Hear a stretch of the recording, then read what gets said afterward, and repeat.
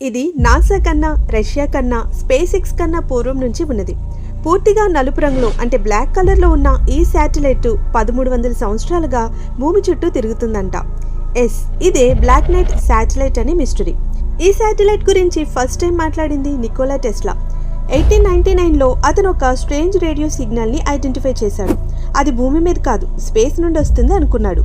మళ్ళీ 1950లో చాలామంది pilots and NASA employees భూమి కక్షలో ఒక బ్లాక్ స్ట్రక్చర్ కనిపించింది అని తెలిపారు. కానీ అది మనం పంపిన శాటిలైట్ కాదట.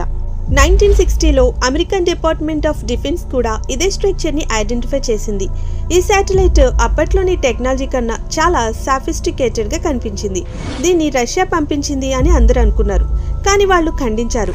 మరైతే దీన్ని ఎవరు పంపించారు, మరి ఇది ఎవరిది ఏంటి అన్నది ఇప్పటికీ తెలియదు.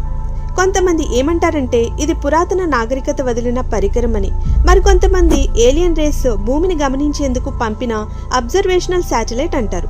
దీని దగ్గరగా వెళ్లాలని నాసా చాలా ట్రై చేసినప్పుడు సిగ్నల్ జామ్ అయిపోయాయట. 1300 సంవత్సరాలుగా మన చుట్టూ తిరుగుతున్న ఈ ఆబ్జెక్ట్ మానవ చరిత్రకి మించినదా, లేక భవిష్యత్తులో మనం చెప్పుకోబోయే మొదటి ఏలియన్ సాక్ష్యమా? మీ అభిప్రాయం ఏమిటో కామెంట్ చేయండి. ఇది నిజంగా ఒక ఎక్స్ట్రా టెరెస్ట్రియల్ మిషన్ అనుకుంటున్నారా? ఇలాంటి విషయాలు ఇంకా తెలుసుకోవాలనుకుంటే మన ఛానల్ని సబ్స్క్రైబ్ చేయండి. Thanks for watching.